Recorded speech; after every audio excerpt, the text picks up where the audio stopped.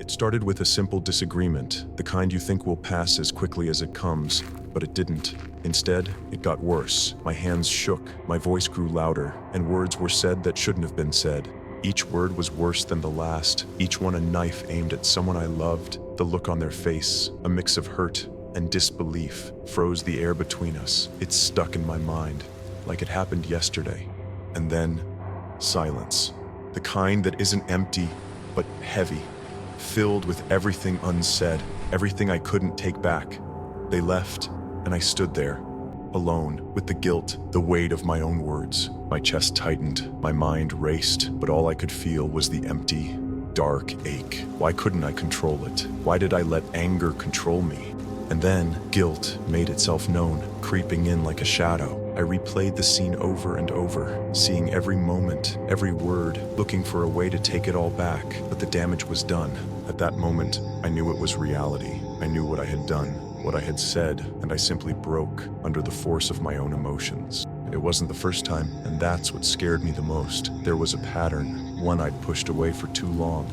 I saw it now, coming back through hundreds of moments, arguments gone bad, relationships ruined, a version of myself that I didn't recognize. I stood there, looking at yet another destruction I caused, another moment lost to my lack of control. And finally, for the first time, I admitted to myself, I have to change. Not for them, not even for the relationship I ruined, but for me, because I couldn't keep living like this, trapped in a cycle of anger and regret. It was time to face it. It wasn't easy. It never is, especially when the fight isn't against the world, but against yourself. I became a student, taking and learning from every piece of advice I could find. Deep breaths, they were supposed to help, right? Inhale for 4, hold for 4, exhale for 4. But when my anger burned, breathing felt like trying to stop a wildfire with a single drop of water. Avoiding triggers seemed like another solution. But how do you ignore something caused by the smallest of moments?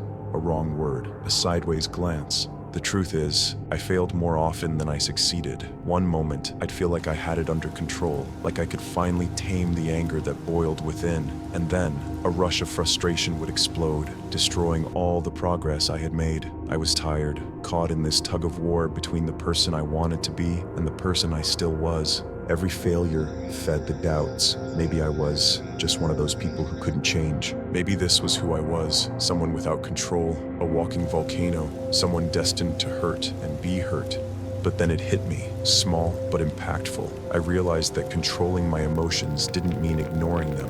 It wasn't about being emotionless or pretending they didn't exist. It was about understanding them, peeling back the layers of anger and frustration to look deeper and find what was underneath. I began to see that every outburst wasn't just anger. It was fear, insecurity, and pain. And maybe I could deal with those feelings with the curiosity of why, instead of the feelings of defensiveness. But I could feel the weight of the road ahead, long and terrifying, and I wasn't sure if I had the strength to walk it. Yet, deep down, I knew I had to try.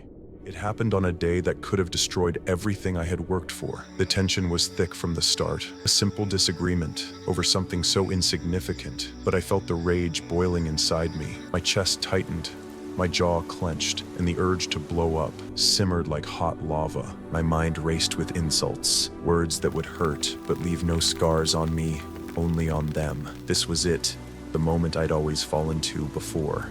But then, something happened. I remembered all the failures that came before, all the pain I caused, the tiring burden of living in constant regret. I took a breath, not perfect, not stable, but just enough to pull me back for a fraction of a second. Instead of talking, I stepped away, my hands still shaking, my heart still pounding, but I didn't let the anger control me. I let the silence control the anger inside me. As I stood there, the realization hit me like a slow, flickering light. Emotional control wasn't something you were born with. It was a skill to be learned, a skill I had yet to master, a muscle that was weak from years of neglect, but a skill I could strengthen with effort and patience. It wasn't about being perfect or ignoring every feeling. It was about choosing silence over reacting, about pausing and finding control in the moments that mattered most. That day wasn't some crazy moment or dramatic progress. The anger was still there, the frustration still inside me, but I made a choice, a small, hesitant choice. Yet it was my choice, under my control. That changed something in me. For the first time, I saw emotional control not as a talent, but as a skill I could learn, a path I could walk, one step at a time. And for the first time, I felt hope. It happened when I least expected it. A conversation that could have broken everything. A loved one, hurt and frustrated, confronted me about something I had said weeks ago. Their words hurt, carrying the tone of hidden pain. My instinct was to defend myself, to justify my actions, to push the blame anywhere but on me. The anger rose, my chest tightened, and I felt that urge to fight back, no matter the cost. But this time, I didn't. Instead, I paused. I let their words sink in, not to hurt me, but to show me how much I had hurt them. My silence wasn't passive. It was on purpose. I took a deep breath to calm myself through the tension, finding the balance between reaction and response. And then, softly, I spoke, not to argue, but to listen. "I'm sorry," I said, not as a reflex, but as a choice made to hold myself accountable. The change was visible. The anger in their voice slowly faded away, replaced by something quieter, something vulnerable, something more sincere. And for the first time, I understood that emotional control wasn't about winning or losing, or some silly argument. It was about connection. In that split second, I saw how my control, my discipline, had turned a potentially bad situation into a situation of healing.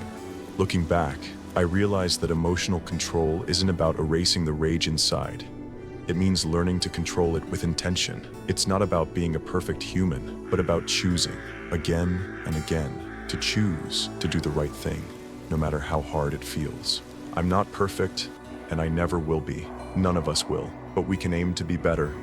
Every small progress made, every intention to fight back the rage, every breath taken in the middle of boiling rage is proof that progress is possible, that change is possible.